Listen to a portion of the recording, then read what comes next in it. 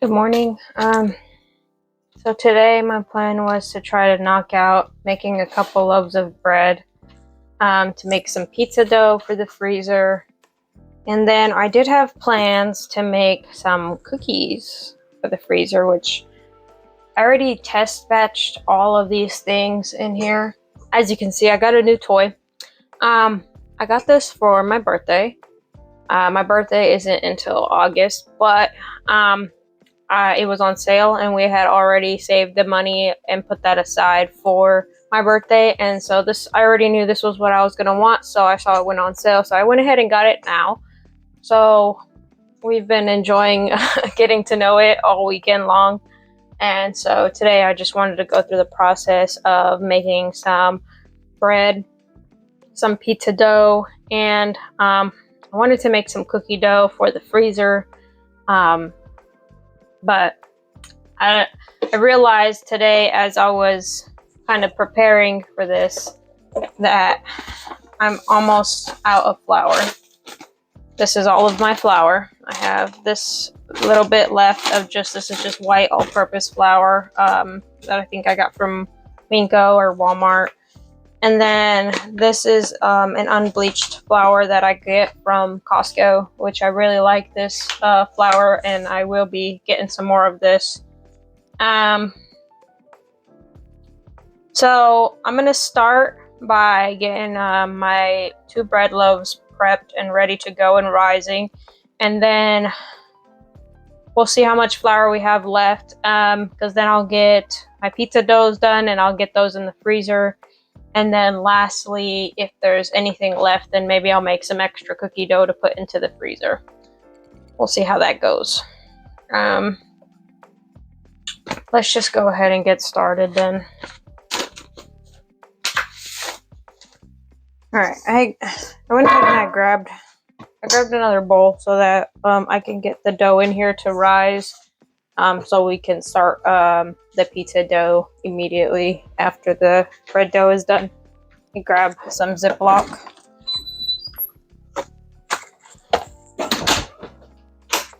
And I'm going to use some Ziploc bags for the pizza dough to freeze it. And then if we get to the cookies, then the cookies too. Okay, let's begin. Starting out, I need to get my recipes. So I'm going to be doing this pizza dough. And then I'll go ahead and I'll pull out the cookies. Okay, I'm gonna pull out the pizza dough and then I'll pull out these chocolate chip cookies, which if we get to them, cool. And then also the bread. So bread.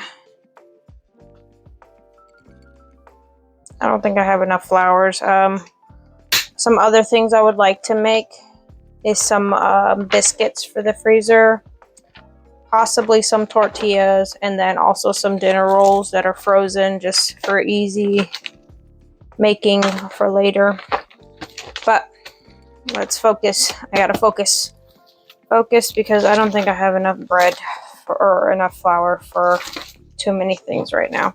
So I'm gonna put this away so that it's out of my way.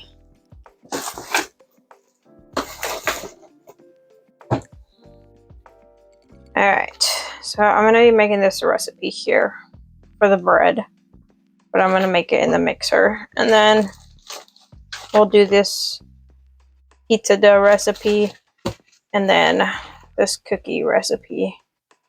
So total, if I were just to make,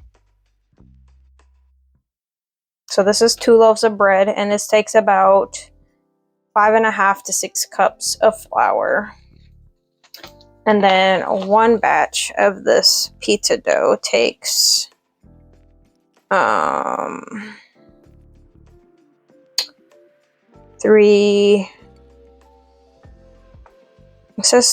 to 4 cups, 3.5 to 4 cups. So we'll have to eyeball that. It'll be about 3 cups. I think we'll have enough for those. And this cookie recipe takes 2 cups and 1/4 of the flour. So we'll have to see. We'll have to see if there's enough for that at the end.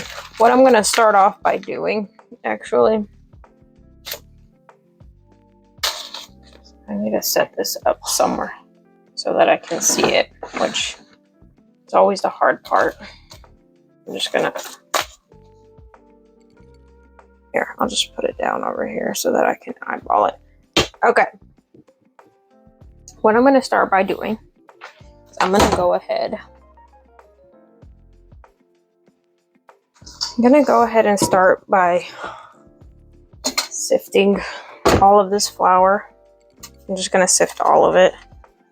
And whatever, if I end up not using it or something like that, then I'll just put it back in the bag. But I'm going to go ahead and start by sifting all of this flour out, just so that it's nice and light and fluffy.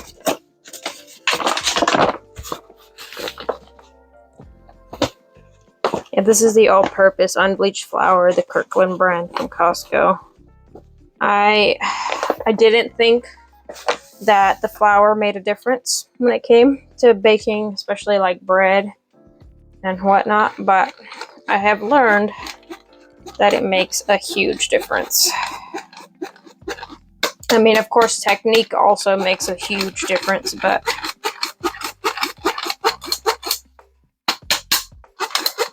I'm just going to sift through all of this flour, and we're just going to use it as needed, and then whatever's left, I'll put it back. I'll put it back in the...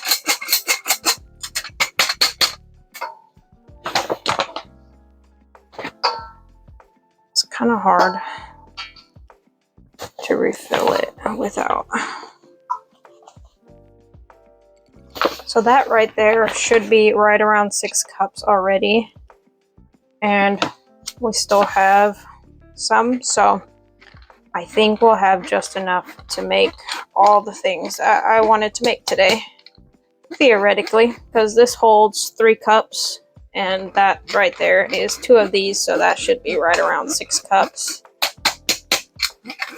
And there's still more, so I need an additional 3 to 4 cups for the pizza dough. I was hoping to make 2 batches of the pizza dough so that I can have a lot of kind of pizza dough in the freezer, but I was feeling less hopeful because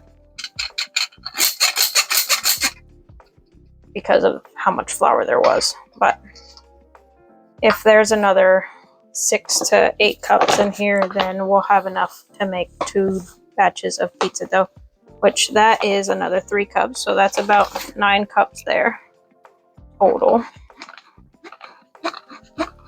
So I need about 6 cups for the 2 loaves of bread, and then 3 to 4 cups for 1 batch of pizza dough. So if I have 1 more of these of flour, then I should have enough for all of that.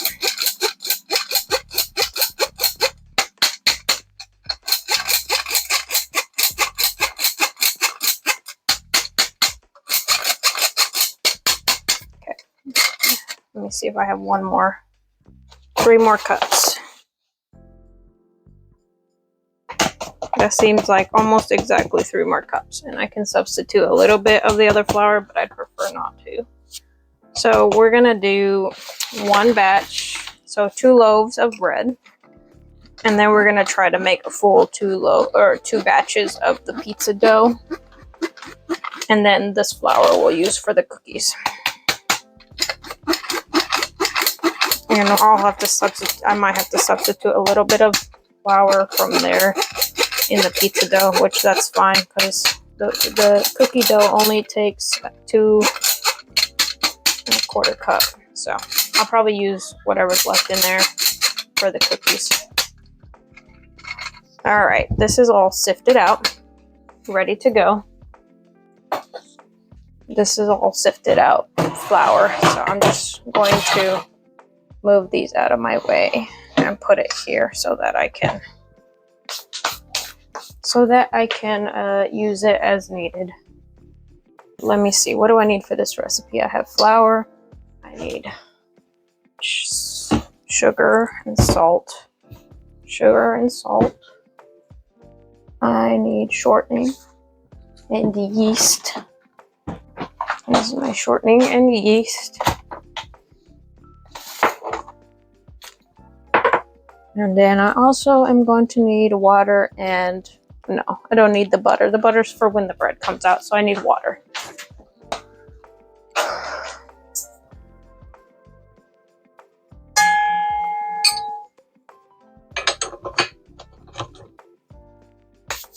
All right.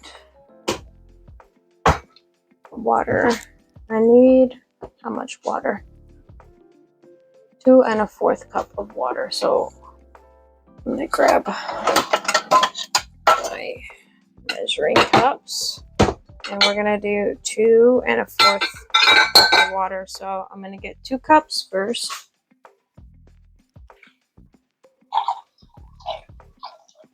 In my 2 cup measurement.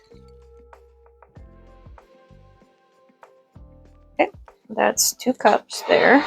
2 cups, and then I'm gonna just measure out a 1/4 cup with this one, and then add that to it so that I have a full 2 cups. All right, that's 2 1/4 cups there. I'm gonna just put these aside because I don't know whether or not I'm gonna need them right now. Yeah. That just had water in it. So I'm gonna go ahead and throw this 2 1/4 cups of water through the microwave. And then I'll just start measuring out my flour. So I'm gonna do 3 cups of flour here. And I'm gonna use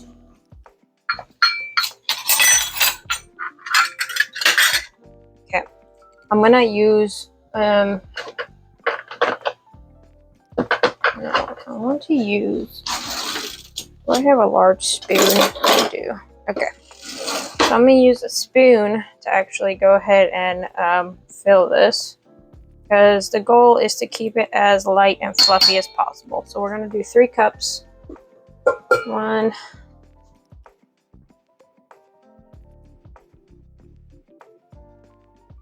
2, into the blender, into the mixer, and 3. And I'm gonna go ahead and mark it. I'm gonna mark it on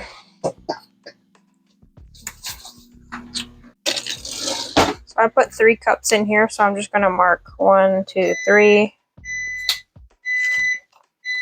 Let me check what the temperature is for that.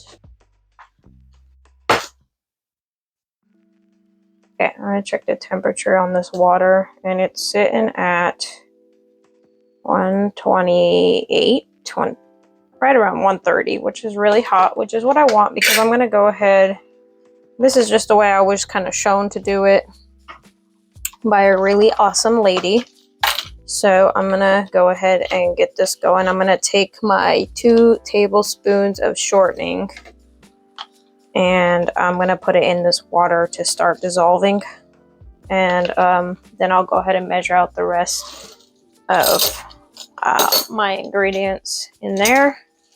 So for 2 tablespoons is right there. So I'm going to take 2 tablespoons of shortening here. I'm going to go ahead and I'm going to kind of cube it a little bit just so that it can melt a little bit easier.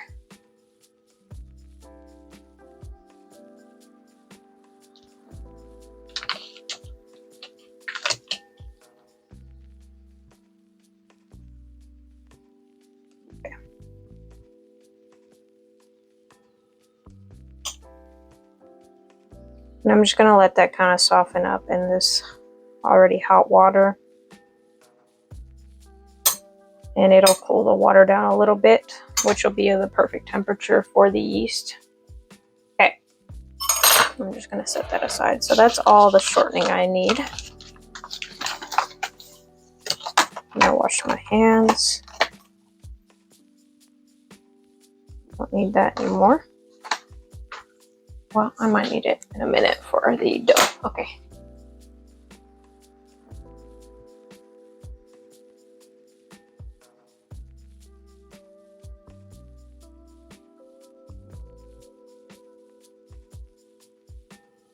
Okay, I have 3 cups of flour in here. I need 3 tablespoons of sugar here. So 3 tablespoons, 1, 2, 3. I don't mind having a little bit of extra sugar in my dough.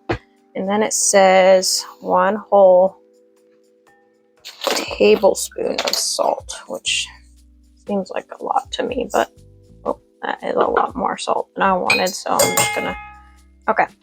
1 tablespoon of salt, that's done. And then lastly, all that's left is to do 4 teaspoons and a half. So let me do, this is my teaspoon, so I'm gonna do, so 3 teaspoons is 1 tablespoon. So I'm gonna do 1 tablespoon first. 1 tablespoon, which is 3 teaspoons, and then 1 teaspoon and a half. And that'll do it. That is 4.5 teaspoons. So that's done. And we're just kind of letting this soften here. Just gonna start by giving these dry ingredients a little bit of a mix.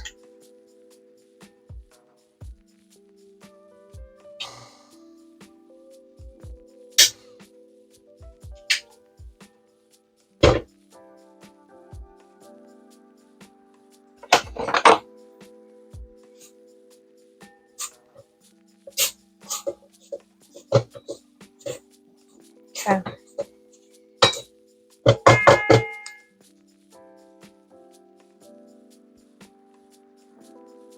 This is my water and my shortening.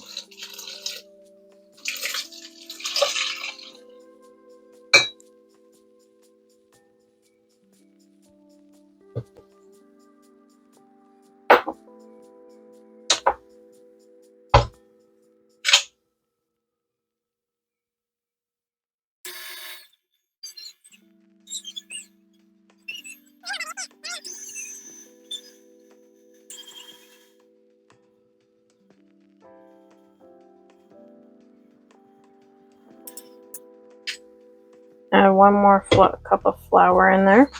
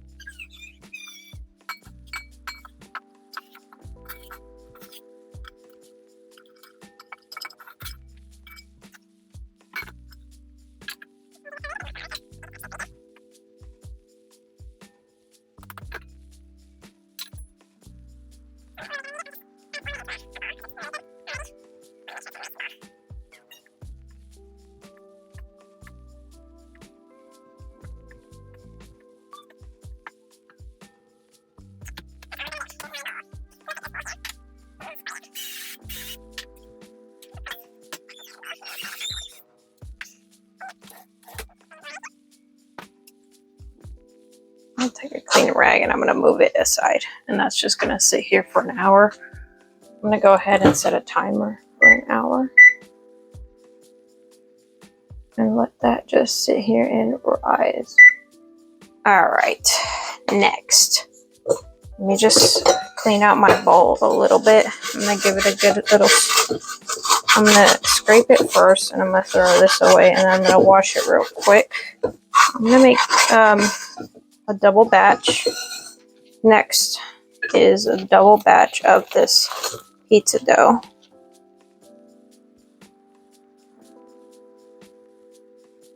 Which we need a lot of the same ingredients. I think I'm going to have to make this in 2 separate batches. One, just to make sure I have enough flour, but I think I'll have definitely enough for 2 servings. This recipe makes 2 crusts. So 2 pizzas per batch. So I should get a total of 4 pizzas if I make 2 batches. So let me just start there and see where we're sitting.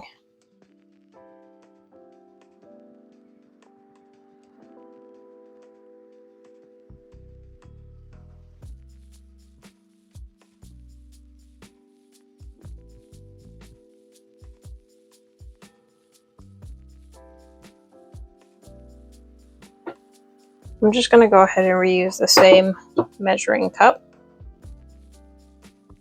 We're going to do 1 1/4 cup of water here. No, 1 1/4 cup of water, and I'm going to go ahead and put that through the microwave.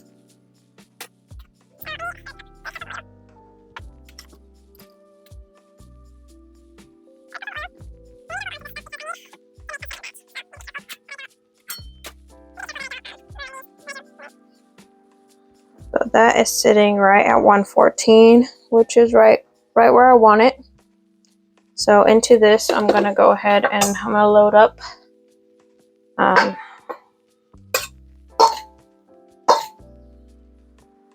going to load 3 cups of flour into here. And this one's going to come together really quickly.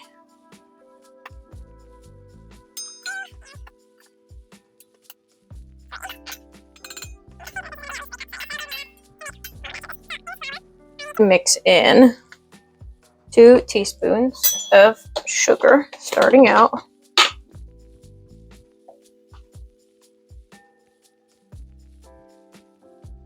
I'm going to put a teaspoon into this. So I did 3 because I don't mind extra sugar in my batter, in my dough.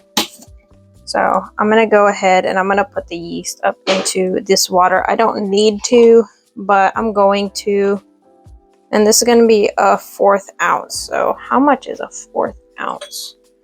I'm gonna have to figure that out. Let me see.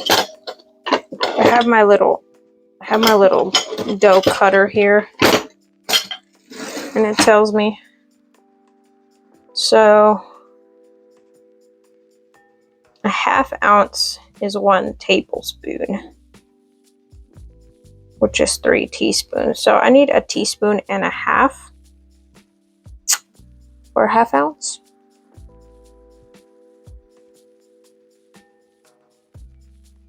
Okay. Teaspoon and a half, what I'm going with. And I'm just gonna put it into my sugar water.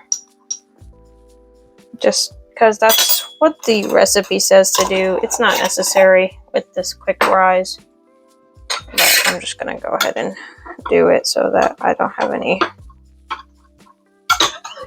concerns later. All right, so sugar is in there, yeast, flour. I need a teaspoon of salt.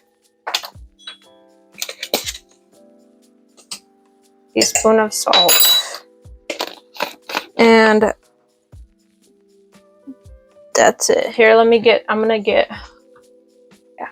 gonna put this Danos cheese and sauce in there, and I'm just gonna kind of measure with my heart here. I'm just gonna put that in there because last time I put it in a little bit too late, so I'm gonna put it in with the dry ingredients. I want it to be nice and flavorful. It smells fantastic.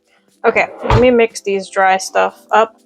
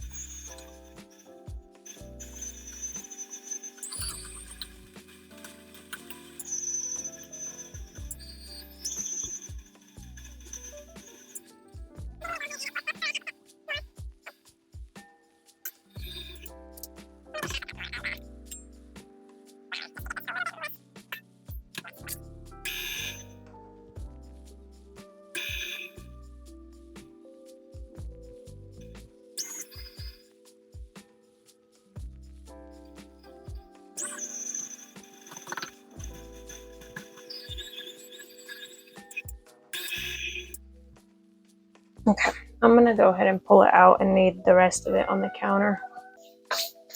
I'm gonna prep our bags, and this is gonna be, the way I like to do it is I actually like to spray the inside of the bag with a bit of spray, just to make it easier for when it's time to pull it out.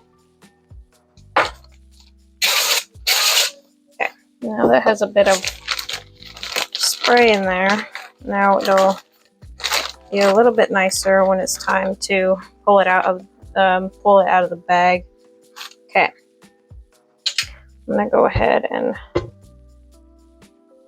scrape this down.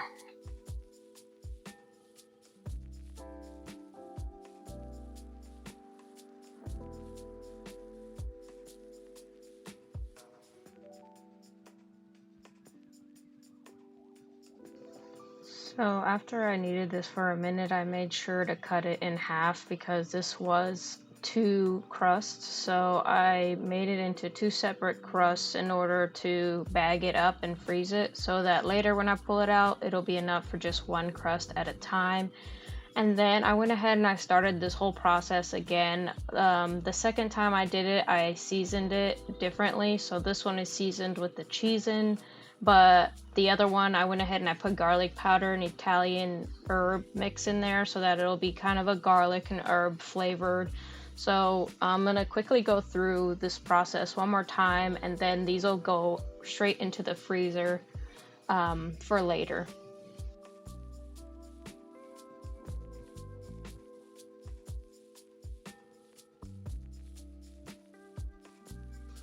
I ended up having just enough of this unbleached flour to finish 1 round of the bread, and then 2 batches of the pizza dough. And then after this pizza dough is done, I'm gonna go ahead and the bread dough that I had made earlier that is rising, I'm going to go ahead and lay it out flat and then shape it into loaves so that it can start to rise inside of the bread pans.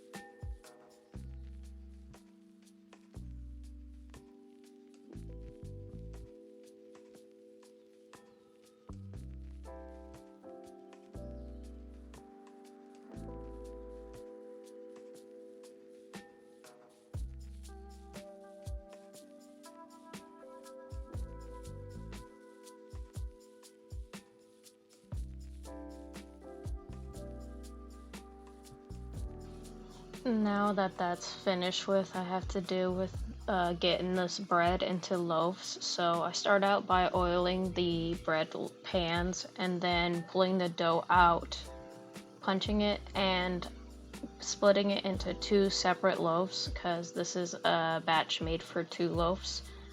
So I go through the process of doing that, and then I flatten it and roll it up into a loaf, and that's just the way that I was shown to do this particular type of bread. This bread is just a white sandwich bread style, so that's what I do, and I try to be really gentle with it at this point because I used to be really aggressive with it and it just wouldn't turn out. I try to get the seam part down inside of the loaf, but I kind of messed up on this one a little bit, and so the seam was more on the side, so the bread did continue to rise and it kind of split a little bit, which that was fine. It didn't hinder anything. It just kind of looked a little funny, but I'm okay with that.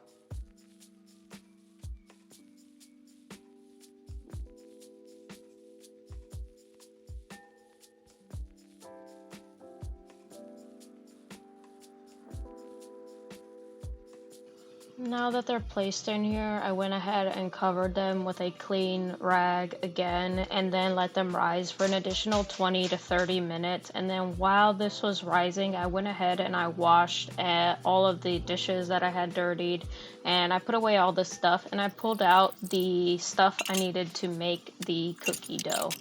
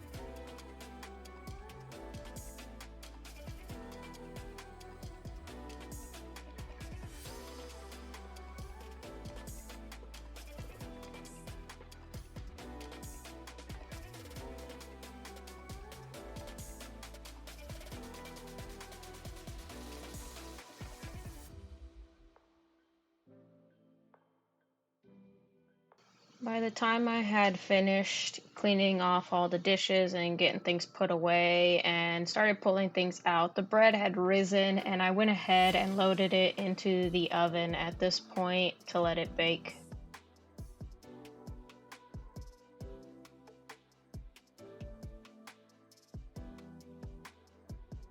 All that was left for me to do was to start a batch of cookies. So I went ahead and sifted all of this just regular all-purpose bleached flour into the bowl I already had previously, and I just went ahead and sifted all of it. I didn't end up using all of it, but because I had so much flour, I really wanted to make a double batch of these cookies as well, but I wasn't able to because I didn't have any more chocolate.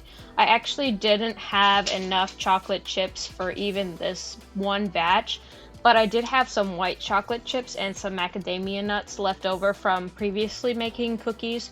So I went ahead and I just mixed the semi-sweet chocolate chips with the white chocolate chips and then some chopped up macadamia nuts. And I've got to say, these cookies were literally probably the best cookies I've ever had. So I'll definitely be making them again.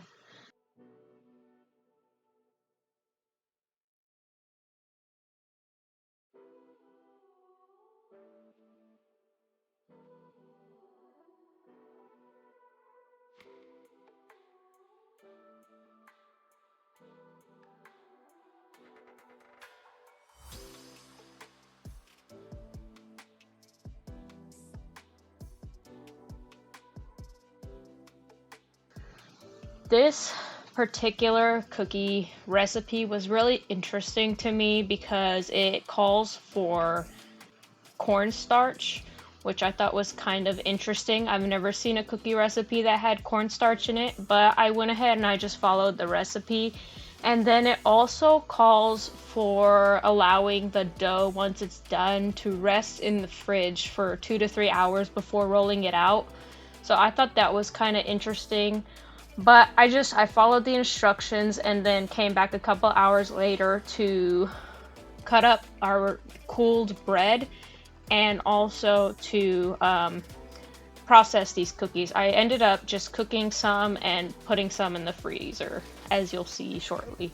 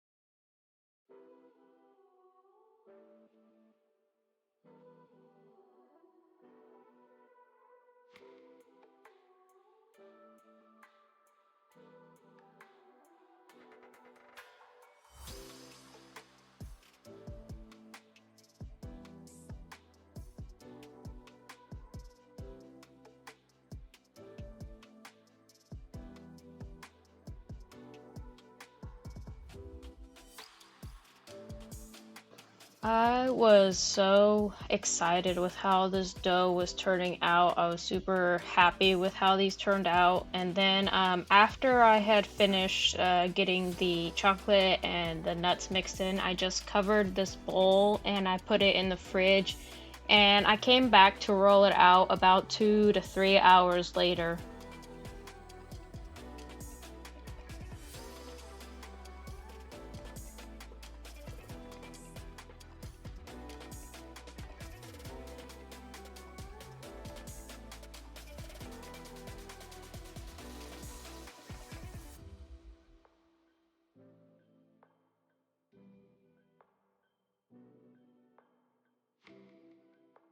The bread is done, so we're gonna go ahead and get that pulled out.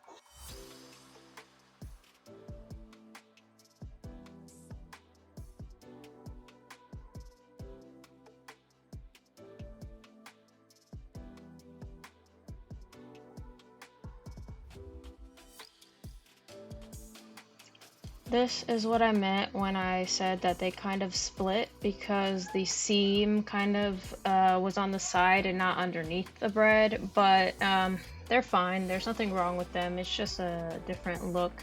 I went ahead and took them out of their pans so that they can sit out on this cooling rack and finish cooling. And then once they were fully cool, I went ahead and cut them into slices.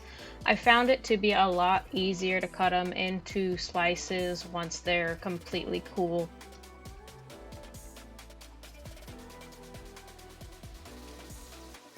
I went ahead and put some butter on the top of them just to give them a little bit of a nice flavor and a shine, and then let them cool.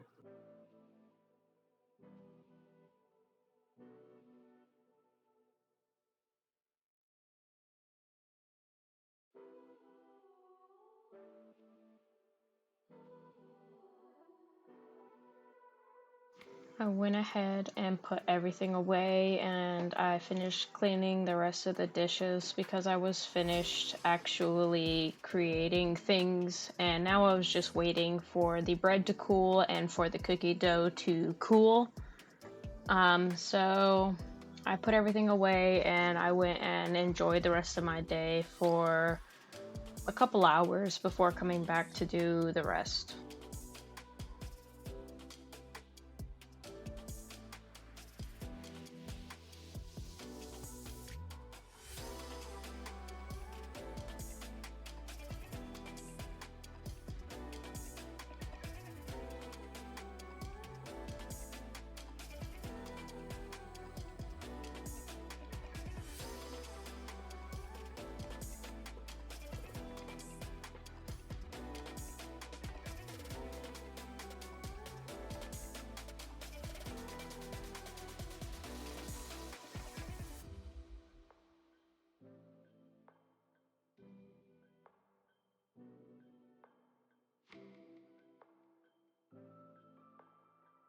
This bread turned out absolutely amazing, made with this machine. I didn't realize how much of a difference it would make, but this bread was so fluffy and so airy, and it was just so delicious.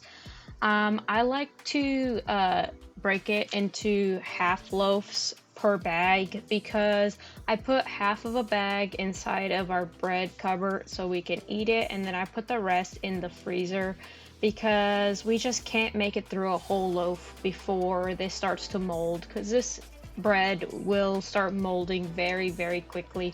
So I go ahead and I put most of it in the freezer, and then I put some of it in the bread cupboard so we can make sandwiches and eat it with various things. So I went ahead and did that, and then I started rolling out my cookie dough.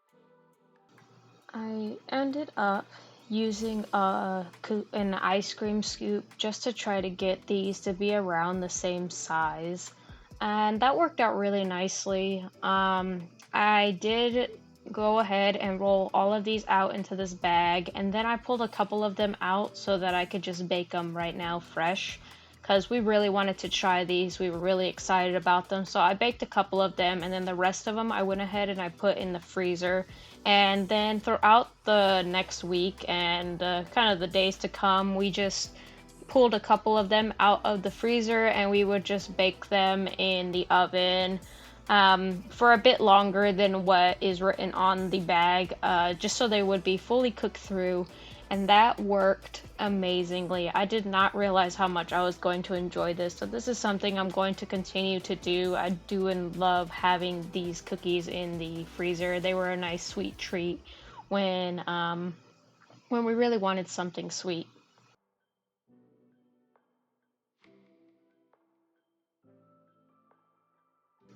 I went ahead and baked these couple of cookies and we were able to enjoy them that night, which was such a treat.